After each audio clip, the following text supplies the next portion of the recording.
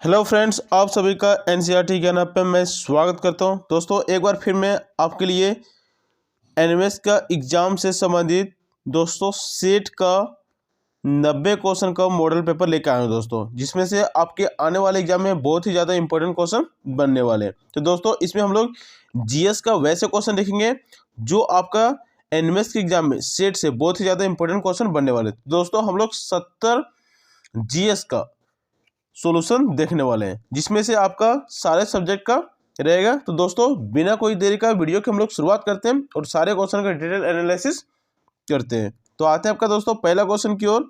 तो पहला क्वेश्चन क्या था?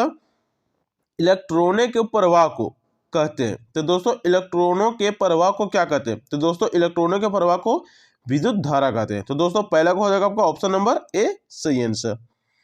तो अब देखते हैं दोस्तों दूसरा नंबर क्वेश्चन क्या बोला कि एलईडी विद्युत धारा प्रवाहित होने पर भी दीप्त होता है। तो दोस्तों एलईडी कमजोर विद्युत धारा प्रवाहित होने पर भी दीप्त होता है, कहने का मतलब कि जलता है। ठीक है, तो हो जाएगा आपका दूसरा का ऑप्शन नंबर कौन सा दोस्तों? Option number B.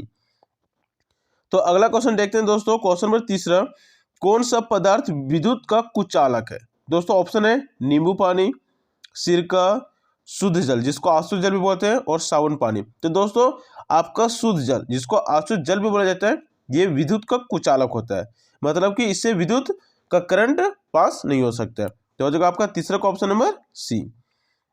तो अगला क्वेश्चन देखते हैं दोस्तों, क्वेश्चन नंबर 4 की ओर, दाब का अंतर्राष्ट्रीय मात्रक क्या है? तो दोस्तों दाब का अंतर्राष्ट्रीय मात्रक होता है न्यूटन प्रति वर्ग मीटर। ठीक है, न्यूटन प्रति वर्ग मीटर, ये होता है आपका ऑप्शन नंबर हो जाएगा आपका सी सही आंसर। तो नेक्स्ट क्वेश्चन देखते हैं, क्वेश्चन नंबर 5, किस पृष्ठ पर पड़ने वाली प्रकाश किरण को कहते हैं? क्या हो रहा है कि किस पृष्ठ पर पड़ने वाली प्रकाश किरण को क्या कहते हैं? तो दोस्तों उसको बोलते हैं आपतित किरण। ठीक है, तो पांचवा का हो जाएगा दोस्तों आपका ऑप्शन नंबर बी सही आंसर, ऑप्शन नंबर बी। तो अगला क्वेश्चन देखते हैं, क्वेश्चन नंबर 6, मानव नेत्र में वस्तु का प्रतिबिंब कहाँ बनता है? दोस्तों मानव नेत्र में जो वस्तु का प्रतिबिंब बनता है वो बनता है आपका रेटिना में। तो हो जाएगा आपका छठा का ऑप्शन नंबर कौन सा? ऑप्शन नंबर डी आपका हो जाएगा सही आंसर। तो दोस्तों अगला क्वेश्चन देखते हैं, क्वेश्चन नंबर 7, आवृत्ति का मात्रक क्या है? तो दोस्तों आवृत्ति का मात्रक होता है हर्ट्ज। तो हो जाएगा आपका सातवां का कौन सा ऑप्शन? ऑप्शन नंबर ए सही आंसर। तो अगला क्वेश्चन देखते हैं, क्वेश्चन नंबर 8 की ओर, तेलीय सतह से क्या होता है? क्या बोले दोस्तों कि जो तेलीय सतह है, मान के चलिए कोई सतह है तो उसमें तेलीय सतह जैसे तेल गिर गया, ठीक है, तो क्या होगा? घर्षण घटता है, घर्षण बढ़ता है, कोई प्रभाव नहीं होता है, या इनमें से कोई नहीं। तो दोस्तों किसी सतह पर अगर तेल गिर जाए तो जाहिर सी बात है कि वहां पे स्लिप ज्यादा कीजिएगा, इसका मतलब क्या होता है कि घर्षण घटता है। ठीक है, तो हो जाएगा आठवां का दोस्तों ऑप्शन नंबर कौन सा? ऑप्शन नंबर हो जाएगा आपका ए। तो अगला क्वेश्चन देखते हैं दोस्तों, क्वेश्चन नंबर 9 की ओर, पुतली का आकार कम रोशनी में कैसा होगा? कम बोल रहे हैं, अधिक ना कम ना इनमें से कोई नहीं। तो दोस्तों पुतली का आकार कम रोशनी में आपका अधिक हो जाता है। ठीक है, तो 9 का हो जाएगा दोस्तों आपका ऑप्शन नंबर कौन सा? Option number B. तो अगला क्वेश्चन देखते हैं दोस्तों, क्वेश्चन नंबर 10 की ओर, क्या बोल रहा है कि एक प्रकाश किरण समतल दर्पण पर 60 डिग्री के कोण पर आपतित होती है, तो परावर्तन कोण का मान कितना होगा? तो दोस्तों जितना ही आपतित किरण होता है उतना ही क्या होता है आपका परावर्तन कोण होता है। तो हो जाएगा आपका दोस्तों 60 डिग्री। तो 10वां को हो जाएगा आपका ऑप्शन नंबर कौन सा? Option number C. तो अगला क्वेश्चन देखते हैं, क्वेश्चन नंबर 11 की ओर, क्या बोला कि उड़न मशीन जो कम से कम घर्षण बल देता है होना चाहिए, क्या होना चाहिए? ठीक है दोस्तों, तो ये होना चाहिए आपका धारा रेखीय। ठीक है, धारा रेखीय। तो हो जाएगा दोस्तों आपका 11 का ऑप्शन कौन सा? D, option number D. तो अब देखते हैं क्वेश्चन नंबर 12 की ओर दोस्तों, क्या बोला कि एक पेंडुलम 4 सेकंड में 40 बार दोलन करता है, तो इसका समय काल क्या है? ठीक है, तो दोस्तों इसका समय काल हो जाएगा आपका 0.1। 0.1, 4 को आप 40 से क्या कीजिएगा? डिवाइड कीजिएगा। ठीक है, तो 4 एकम 4 और 4 देंगे 40, तो 1/10 आ गया, और 1/10 को लिखते क्या? 0.1 सेकेंड। तो ये हो गया आपका समय काल। तो 12 का हो जाएगा आपका ऑप्शन नंबर डी, 0.1 सेकेंड। तो दोस्तों अब आता है आपका नेक्स्ट क्वेश्चन, क्वेश्चन नंबर 13 की ओर, क्या आपके एलपीजी का मुख्य अवयव है? तो दोस्तों एलपीजी का मुख्य अवयव आपका ब्यूटेन भी होता है, मीथेन भी होता है, लेकिन इसमें सबसे ज्यादा जो होता है वो होता है आपका ब्यूटेन। ठीक है, तो हो जाएगा आपका ऑप्शन नंबर कौन सा? Option number B.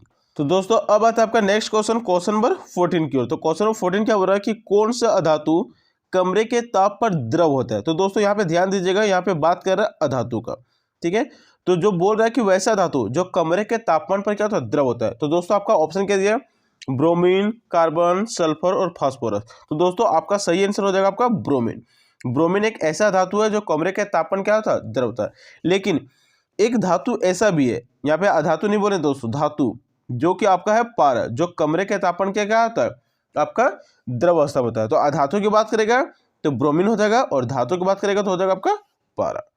तो अब आता है आपका दोस्तों अगला क्वेश्चन, क्वेश्चन नंबर 15 की ओर। क्या बोला क्वेश्चन दोस्तों कि विद्युत उपकरणों में लगी आग बुझाने के लिए सबसे अच्छा अग्निशामक है, पानी का, पेट्रोल का। दोस्तों पेट्रोल तो डालिएगा तो और ज्यादा आग लगेगी, तेल में भी ज्यादा लगेगी। तो बचा कौन सा आपका ऑप्शन, कार्बन डाइऑक्साइड और पानी। तो दोस्तों अगर विद्युत उपकरणों में आग लगती है तो सबसे बेस्ट जो अग्निशामक होता है वो होता है कार्बन डाइऑक्साइड का, और ये आप लोग बैंक वगैरह में भी देख सकते होंगे, ठीक है। तो 15 का हो जाएगा आपका दोस्तों option number D, carbon dioxide gas का। तो अगला क्वेश्चन देखते हैं दोस्तों, क्वेश्चन नंबर 16। ज्वाला का मध्य भाग किस रंग का दिखाई पड़ता है। तो दोस्तों ज्वाला का मध्य भाग आपको पीला रंग का दिखाई पड़ता है, ठीक है। तो हो जाएगा 16 का ऑप्शन नंबर ए सही आंसर। तो अगला क्वेश्चन देखते हैं, क्वेश्चन नंबर 17। पदार्थ जिसमें धातु एवं अधातु दोनों के गुण होते हैं क्या कहलाते हैं।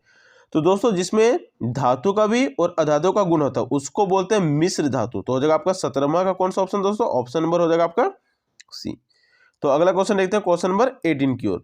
जल जिसमें उच्च लवण की सांद्रता है को शुद्ध किया जा सकता है। तो दोस्तों जनरली इसको उबाल करके, अगर उच्च लवण की सांद्रता है किसी जल में तो उसको उबाल करके भी शुद्ध किया जा सकता है। तो हो जाएगा आपका 18 का ऑप्शन नंबर कौन सा, 18 का ऑप्शन नंबर हो जाएगा आपका ए। तो अगला क्वेश्चन देखते हैं दोस्तों, क्वेश्चन नंबर 19 की ओर। एक अधातु जिसमें चमक होती है वो दोस्तों क्वेश्चन क्या पूछ रहा है कि एक ऐसा धातु जिसमें क्या होती है आपका चमक होती है। तो दोस्तों आयोडीन एक अधातु है जिसमें चमक होती है, ठीक है। तो हो जाएगा 19 का ऑप्शन नंबर कौन सा, ऑप्शन नंबर हो जाएगा आपका बी। तो अगला क्वेश्चन देखते हैं, क्वेश्चन नंबर 20 की ओर। सबसे अधिक प्रतिक्रियाशील धातु कौन है। आपका ऑप्शन दिया है तांबा, चांदी, पोटासियम और लोहा। तो दोस्तों जो सबसे अधिक क्रियाशील धातु है इसमें से आपका पोटासियम है, ठीक है। तांबा, चांदी, पोटासियम और लोहा में सबसे अधिक कौन है, पोटासियम। तो हो जाएगा आपका 20 का ऑप्शन नंबर सी। तो अगला क्वेश्चन देखते हैं, नेक्स्ट क्वेश्चन, क्वेश्चन नंबर 21 की ओर। निम्न में से कौन पदार्थ गर्म पड़ने पर नहीं टूटता है। क्या बोल रहा है कि निम्न में से कौन सा ऐसा पदार्थ है जिसको गर्म करेंगे तो वो नहीं टूटेगा। तो दोस्तों वो है आपका सोडियम कार्बोनेट। तो हो जाएगा 21 का ऑप्शन नंबर कौन सा दोस्तों, ऑप्शन नंबर ई। तो अगला क्वेश्चन देखते हैं दोस्तों, क्वेश्चन नंबर 22 की ओर। तो क्वेश्चन 22 क्या बोल रहा है कि कौन सी धातु वायु, जल तथा एसिड से संचारित नहीं होती है, ठीक है। आपका ऑप्शन है तांबा, जस्ता, एल्युमिनियम और सोना, ठीक है।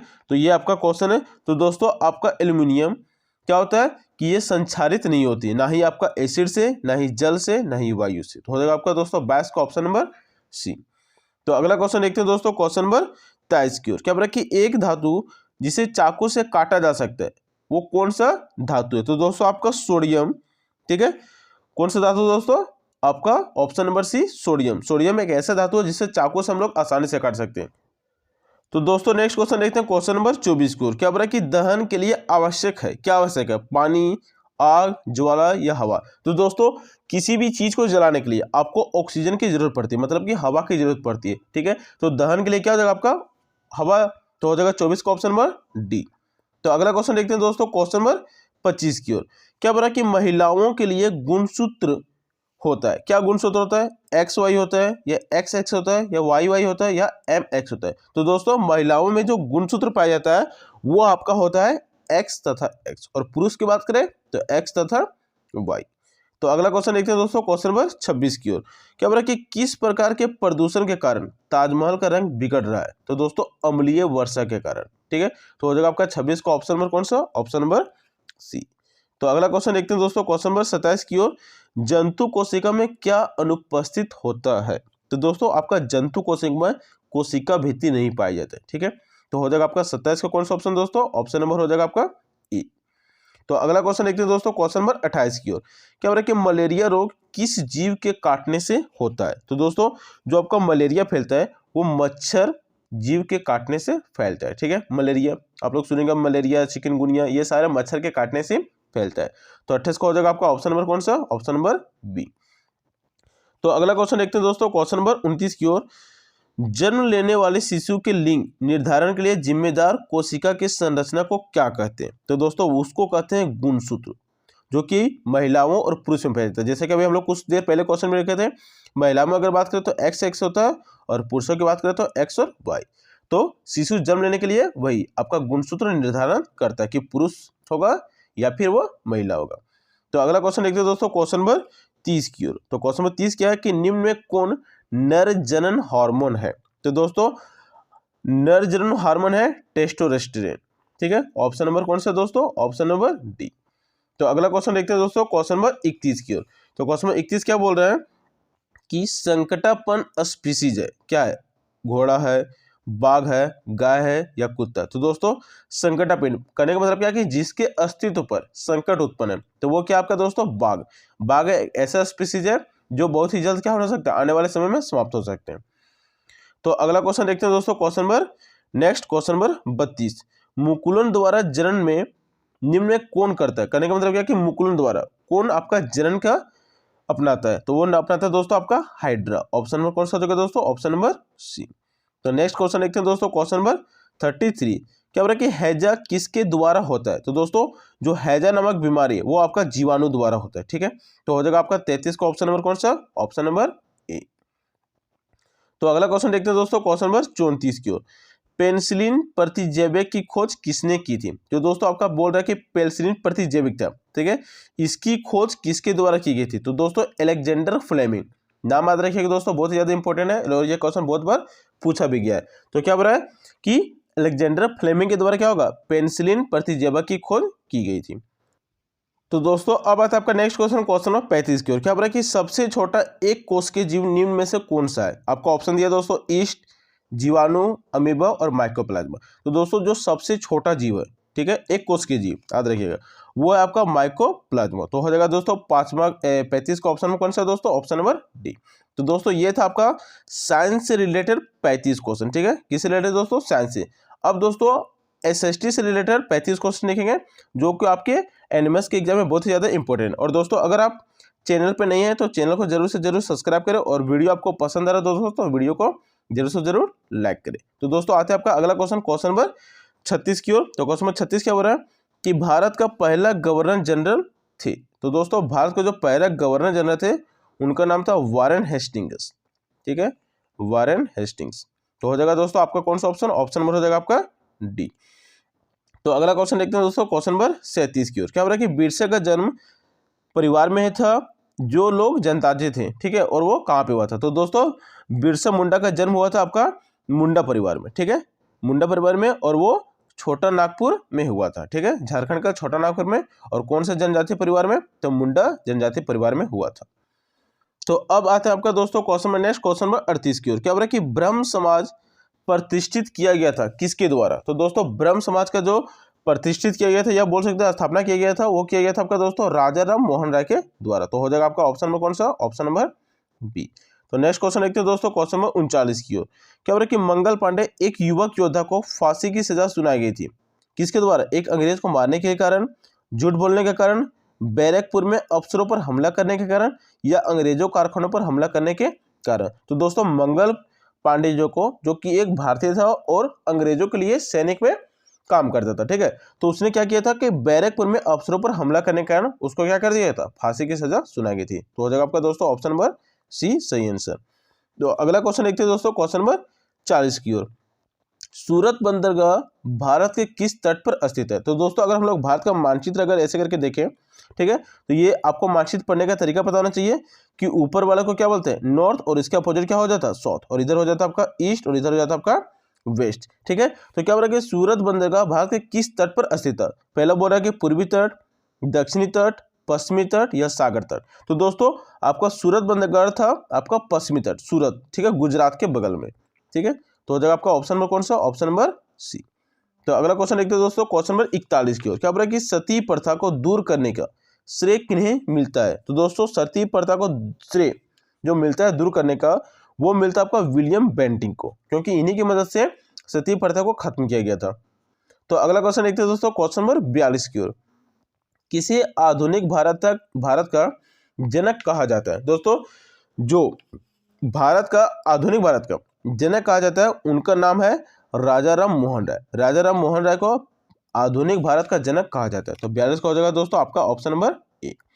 तो नेक्स्ट क्वेश्चन देखते हैं दोस्तों, क्वेश्चन नंबर 43 की ओर। तो क्वेश्चन नंबर 43 क्या है कि वायसराय के महल को अब किस नाम से जाना जाता है? तो दोस्तों जो ब्रिटिश काल में वायसराय रहते थे उस महल को अब राष्ट्रपति भवन, कौन सा दोस्तों, जिसमें अभी वर्तमान राष्ट्रपति रहता है, तो राष्ट्रपति भवन उसको कहा जाता है। ठीक है, तो 43 को हो जाएगा दोस्तों आपका ऑप्शन नंबर डी।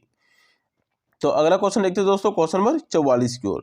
क्या बोला कि डलहौजी द्वारा राज हड़प नीति के आधार पर राज विलय का सही क्रम चुनना है कि सबसे पहले कौन सा राज? ठीक है, तो दोस्तों राज हड़प नीति के द्वारा सबसे पहले सतारा को मिलाया गया था, उसके बाद संबलपुर को, नागपुर को, फिर अवध को। तो आपका पहला ही ऑप्शन सही है। तो हो जाएगा 44 का दोस्तों ऑप्शन नंबर कौन सा? Option number A. तो अगला क्वेश्चन देखते हैं दोस्तों, क्वेश्चन नंबर 45 की ओर। क्या बोला कि मलमल क्या है? दोस्तों मलमल क्या आपका एक सूती कपड़ा का नाम है। ठीक है, तो हो जाएगा दोस्तों 45 को कौन सा option number? Option number D. घर में भी सुनेंगे कि मलमल का कपड़ा। तो अगला क्वेश्चन देखते हैं दोस्तों, क्वेश्चन नंबर 46 की ओर। तो क्वेश्चन नंबर 46 क्या बोल रहा है कि संथाल विद्रोह भारत में कब हुआ था? तो दोस्तों संथाल विद्रोह भारत में सन 1855 ईस्वी के आसपास हुआ था, 1855 में। ठीक है, तो हो जाएगा आपका 46 का ऑप्शन नंबर कौन सा दोस्तों? Option number B. तो दोस्तों अब आता है आपका अगला क्वेश्चन, क्वेश्चन नंबर 47 की ओर। क्या बोल रहा है कि पिट्सबर्ग किस देश में स्थित है? तो दोस्तों पिट्सबर्ग आपका अमेरिका राज्य में, एक तरह से बोल सकते हैं संयुक्त राज्य अमेरिका, अमेरिका राज्य नहीं, अमेरिका देश में आपका स्थित है। तो हो जाएगा आपका 47 का ऑप्शन नंबर कौन सा दोस्तों? Option number C. तो अब आता है आपका नेक्स्ट क्वेश्चन, क्वेश्चन नंबर 48। क्या बोल रहा है कि ग्रेट लेक्स किन समूहों का नाम है? तो दोस्तों नाम से आपको पता चल रहा है कि ग्रेट लेक्स, लेक्स मतलब झील होता है, मतलब कि 5 झीलों का समूह है ये। ठीक है, तो हो जाएगा आपका दोस्तों 48 का ऑप्शन नंबर कौन सा? Option number B. ठीक है, तो अब आता है आपका नेक्स्ट क्वेश्चन दोस्तों, क्वेश्चन नंबर 49 की ओर। क्या बोल रहा है कि झारखंड में तांबा उद्योग कहाँ पे स्थित है? तो दोस्तों झारखंड में जो तांबा उद्योग है वो आपका घाटशिला में स्थित है। हो जाएगा आपका ऑप्शन नंबर कौन सा? Option number D. तो अब आता है आपका दोस्तों क्वेश्चन नंबर 49 हो गया, अभी 50 आते हैं। क्या बोला कि निम्न में कौन कृत्रिम रेशा का उदाहरण है? कृत्रिम रेशा, तो दोस्तों आपका ऊन अगर बात करें, रेशम और कपास, ये है आपका कृत्रिम रेशा नहीं है, ये आपका प्राकृतिक रेशा। और नायलॉन क्या आपका? तो नायलॉन है आपका कृत्रिम रेशा। तो सही आंसर क्या हो जाएगा दोस्तों? आपका ऑप्शन नंबर सी। तो अगला क्वेश्चन देखते हैं दोस्तों, क्वेश्चन नंबर 51 की ओर। क्या बोला कि निम्न में कौन आधात्विक खनिज है? आधात्विक खनिज क्या होता है दोस्तों? जिसमें धातु की मात्रा नहीं होती है। तो दोस्तों आपका चूना पत्थर, चूना पत्थर में क्या है? आपकी धातु की मात्रा नहीं है। तो 51 का हो जाएगा दोस्तों आपका ऑप्शन नंबर कौन सा? Option number C. तो अगला क्वेश्चन देखते हैं दोस्तों, क्वेश्चन नंबर नेक्स्ट क्वेश्चन 52। निम्न में कौन विश्व में तांबा का प्रमुख उत्पादक देश है? तो दोस्तों चिली विश्व में सबसे अधिक तांबा का उत्पादन आपका करता है। तो हो जाएगा आपका ऑप्शन नंबर ए। तो अब आता है आपका दोस्तों नेक्स्ट क्वेश्चन, क्वेश्चन नंबर 53 की ओर। क्या बोला कि निम्न में कौन तृतीय क्रियाकलाप है? इसमें से पूछ रहा है कि आपका पहला ऑप्शन क्या है कि किराना दुकान में बेचना, सामान बेचना, किराना दुकान में सामान बेचना, कृषि, विनिर्माण या पशुपालन। इसमें से कौन सा आपका तृतीय क्रियाकलाप है? तो दोस्तों तृतीय क्रियाकलाप में क्या था आपका? आता है सेवा। ठीक है, तो दोस्तों सेवा मतलब कि पैसा के बदले सेवा। तो दोस्तों आपका किराना दुकान में सामान बेचना, ये आपका क्या आता है? सेवा दे रहा है। आप उसको पैसे दीजिएगा तो वो आपको वस्तु देगा, एक तरह से सेवा दे रहा है। तो हो जाएगा आपका दोस्तों तृतीय क्रियाकलाप में कौन सा आ जाएगा आपका? ऑप्शन नंबर ए, किराना दुकान में क्या करना है? सामान बेचना। तो अब देखते हैं दोस्तों नेक्स्ट क्वेश्चन, क्वेश्चन नंबर 54 की ओर। क्या बोला कि निम्न में कौन सा उद्योग सभी उद्योगों का आधार है? ठीक है, सभी उद्योगों का आधार। तो दोस्तों लौह इस्पात उद्योग सभी उद्योगों का आधार माना जाता है। तो 54 का हो जाएगा आपका ऑप्शन नंबर सही, बी नंबर ऑप्शन हो जाएगा आपका सही आंसर। तो अगला क्वेश्चन देखते हैं दोस्तों, क्वेश्चन नंबर 55 की ओर। झारखंड का जादूगढ़ प्रसिद्ध है किस लिए? तो दोस्तों ये क्वेश्चन बहुत ही बार पूछा गया है और बहुत ही ज्यादा इंपॉर्टेंट है। क्या बोला कि झारखंड का जादूगढ़ किसे कहा जाता है? तो यूरेनियम को कहा जाता है। ठीक है, झारखंड का जादूगढ़ प्रसिद्ध है किसके लिए? यूरेनियम के लिए। ठीक है, क्योंकि झारखंड के जादूगढ़ में बहुत ही ज्यादा यूरेनियम मिलता है और यूरेनियम से ही आपका एटम बम बनता है। ठीक है, तो अगला क्वेश्चन देखते हैं दोस्तों, question number next, question number 56। ज्वारीय ऊर्जा का कौन सा स्रोत है?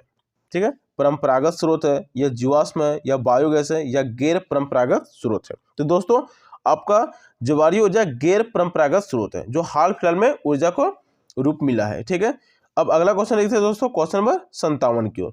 किस देश को विश्व का कॉफी का कटोरा कहा जाता है? तो दोस्तों ब्राजील। ब्राजील ऐसा देश है जिसे विश्व का कॉफी का कटोरा कहा जाता है। तो हो जाएगा आपका 57 का ऑप्शन नंबर सी सही आंसर। तो अगला क्वेश्चन देखते हैं दोस्तों, क्वेश्चन नंबर 58 की ओर। विश्व जनसंख्या दिवस कब मनाया जाता है? तो दोस्तों विश्व जनसंख्या दिवस आपका प्रत्येक वर्ष 11 जुलाई को मनाया जाता है, प्रत्येक वर्ष। ठीक है, तो नेक्स्ट क्वेश्चन देखते हैं दोस्तों, क्वेश्चन 59 क्या बोला कि शिक्षा किस विषय का सूची है? तो दोस्तों शिक्षा आपका समवर्ती सूची का विषय है। दोस्तों सबसे पहले सूची जान लेते हैं। तो सूची 3 है दोस्तों। पहला है राज्य सूची, दूसरा है केंद्र सूची या फिर संघ सूची बोल सकते हैं आप लोग, संघ सूची, और तीसरा है समवर्ती सूची। तो दोस्तों राज्य सूची में राज्य सरकारें कानून बनाती है, संघ सूची में केंद्र सरकार कानून बनाती है, और समवर्ती सूची में राज्य सरकार और केंद्र सरकार दोनों सरकारें कानून बनाती है। तो दोस्तों शिक्षा के मामले में वो राज्य सरकार भी कानून बनाती है और संघीय सरकारें भी कानून बनाती है। तो हो जाएगा आपका समवर्ती सूची। तो अगला क्वेश्चन देखते हैं दोस्तों, क्वेश्चन नंबर 60 की ओर। तो क्वेश्चन नंबर 60 क्या बोल रहा है कि भारत में कौन सी संस्था कानून बनाती है? तो दोस्तों भारत में आपका कानून बनाने का जो काम है वो आपका संसद के पास है। संसद हमारे देश में क्या करती है? कानून बनाती है। तो दोस्तों क्वेश्चन नंबर 60 का हो जाएगा आपका ऑप्शन नंबर कौन सा? Option number A. तो अब आता है आपका दोस्तों अगला क्वेश्चन, क्वेश्चन नंबर 61 की ओर। तो क्वेश्चन नंबर 61 क्या बोल रहा है कि कितने सदस्यों को राष्ट्रपति लोकसभा में मनोनीत कर सकता है? तो दोस्तों अगर बात करें राष्ट्रपति लोकसभा में, तो दोस्तों लोकसभा में टोटल सीटों की संख्या जो है वो अभी वर्तमान में आपका है 545। ठीक है, और 545 में से 2 सीट राष्ट्रपति क्या करता है? मनोनीत करता है, और बचा 543 सीट तो राष्ट्र यहाँ पे क्या करता है? चुनाव होता है। ठीक है, प्रत्यक्ष रूप से क्या होता है? यहाँ पे चुनाव होता है संसद सांसद के लिए। ठीक है, मतलब कि मेंबर ऑफ पार्लियामेंट के संसद सदस्यों के लिए। तो हो जाएगा दोस्तों आपका 61 का ऑप्शन नंबर बी, दो सदस्यों को राष्ट्रपति क्या करता है? लोकसभा में आपका मनोनीत करता है। और वही अगर दोस्तों राज्यसभा की बात करें तो राज्यसभा में 12, जैसे कि यहाँ पे क्वेश्चन दिया दोस्तों 62 का कि राज्यसभा में सदस्यों की कुल संख्या कितनी है? तो दोस्तों वर्तमान में इसकी सदस्यों की संख्या 245 है, लेकिन इसमें अधिकतम 250 जा सकता है। ठीक है, तो 62 का ऑप्शन नंबर सही हो जाएगा आपका सी नंबर ऑप्शन। और इसमें अगर बात करें कि राष्ट्रपति कितने सदस्यों को मनोनीत करता है, तो दोस्तों राष्ट्रपति इसमें 12 सदस्यों को मनोनीत करता है आपका राज्यसभा में। तो अगला क्वेश्चन देखते हैं दोस्तों, क्वेश्चन नंबर 63 की ओर। निम्न में से कौन भारत का संविधान का लक्षण नहीं है? संघवाद, शक्ति का पृथकीकरण और धर्मनिरपेक्षवाद, ये तीनों ही भारत सरकार का क्या एक तरह से बोल सकते हैं भारत संविधान का लक्षण है। तो क्या नहीं है? तो ऑप्शन नंबर डी, अध्यात्मक सरकार का प्रारूप, यहाँ पे नहीं है, यहाँ पे है संसदीय सरकार का प्रारूप, संसदीय प्रणाली। ठीक है, तो हो जाएगा आपका 63 को दोस्तों ऑप्शन नंबर डी अलग है। तो अगला क्वेश्चन देखते हैं दोस्तों, क्वेश्चन नंबर 64 की ओर। क्या बोला कि राज्यसभा की ऐसा की जाती है, किसके द्वारा की जाती है? तो दोस्तों देश के उपराष्ट्रपति द्वारा, उपराष्ट्रपति के द्वारा राज्यसभा की अध्यक्षता की जाती है, जिसको राज्यसभा का सभापति भी कहते हैं। तो अगला क्वेश्चन देखते हैं दोस्तों, क्वेश्चन नंबर 65। क्या बोला कि संसद के दोनों सदनों में स्वीकृत होने के बाद कोई बिल किसके पास भेजा जाता है? तो दोस्तों संसद में अगर बात करें तो आपका लोकसभा के बाद राज्यसभा में कोई भी बिल भेजा जाता है, उसके बाद आपके राष्ट्रपति के पास जाता है। तो हो जाएगा आपका दोस्तों ऑप्शन नंबर सी सही आंसर। तो नेक्स्ट क्वेश्चन देखते हैं दोस्तों, क्वेश्चन नंबर 66। यदि किसी की हत्या का प्रयास किया गया हो और वह अदालत में किस कानून के तहत कार्रवाई होगी? तो दोस्तों अगर किसी व्यक्ति की हत्या हो गया हो, ठीक है, और कानून में एक तरह से बोल सकते हैं कि अदालत में वो केस चला गया, तो किस कार्रवाई के तहत जो सुनी जाएगी याचिका वो सुनी जाएगी? तो फौजदारी मामले के द्वारा, जनहित याचिका के द्वारा, दीवानी कानून के द्वारा, या इनमें से कोई नहीं? तो दोस्तों वो सुनी जाएगी फौजदारी मामले के तहत, क्योंकि डकैती, मर्डर ये सारा आता है आपका फौजदारी मामले में। ठीक है, तो नेक्स्ट क्वेश्चन देखते हैं दोस्तों, क्वेश्चन नंबर 67। किस अनुच्छेद के तहत आपका भाषण तथा अभिव्यक्ति की स्वतंत्रता प्रदान की गई? तो ये दोस्तों आपका आर्टिकल 19 में। ठीक है, आर्टिकल 19 में क्या है? भाषण तथा अभिव्यक्ति की स्वतंत्रता। तो नेक्स्ट क्वेश्चन देखते हैं दोस्तों, क्वेश्चन नंबर 68। क्या बोला कि हमारे संविधान का संरक्षक कौन सी संस्था है? तो दोस्तों हमारे संविधान का जो संरक्षक है वो हमारे देश की न्यायपालिका। तो दोस्तों हो जाएगा आपका 68 का कौन सा ऑप्शन? दोस्तों 68 का ऑप्शन नंबर बी। तो नेक्स्ट क्वेश्चन देखते हैं दोस्तों, क्वेश्चन नंबर 69 की ओर। क्या बोला कि विधानसभा का चुनाव कितने वर्षों के बाद होता है? तो दोस्तों विधानसभा का चुनाव प्रत्येक 5 वर्षों के बाद होता है। ठीक है, तो हो जाएगा आपका ऑप्शन नंबर कौन सा दोस्तों, ऑप्शन नंबर ए 5 वर्षों के बाद। नेक्स्ट क्वेश्चन दोस्तों जो कि आपका 70 नंबर क्वेश्चन है, जो कि एसएसटी से आपका 35 क्वेश्चन था और साइंस से भी 35 क्वेश्चन था। तो ये अंतिम क्वेश्चन है दोस्तों जीएस का। तो क्वेश्चन क्या बोल रहा है कि भारतीय संविधान में वर्तमान में कुल कितनी अनुसूचियां हैं। तो दोस्तों भारत के संविधान में कुल 12 अनुसूचियां, ठीक है, प्रथम अनुसूची, द्वितीय अनुसूची और हर अनुसूची में कुछ विषय हैं, ठीक है। तो ये था आपका दोस्तों 70 एमसीक्यू जीएस पेपर का। दोस्तों अगर वीडियो आपको पसंद आया तो वीडियो को लाइक करें, और अगर आप चाहते हैं कि इसी टॉपिक पे आपका मेट का भी 90 क्वेश्चन का मैं सेट लेके आऊँ, ठीक है, एक मॉडल पेपर, तो आप कमेंट करें, मैं कोशिश करूंगा कि मेट का भी सोल्यूशन, डिटेल सोल्यूशन आप लोगों के पास लेके आऊँ। इसके अलावा मैथ का भी आपका सोल्यूशन अगर चाहिए आपको तो कमेंट में बताएं, मैं इसके लिए भी प्रयास करूंगा, ठीक है दोस्तों। तो दोस्तों आपका एग्जाम बहुत ही जल्द होने वाला है, क्योंकि एग्जाम का जो डेट है वो आपका 17 दिसंबर को है। तो दोस्तों तैयारी में कमी मत कीजिएगा।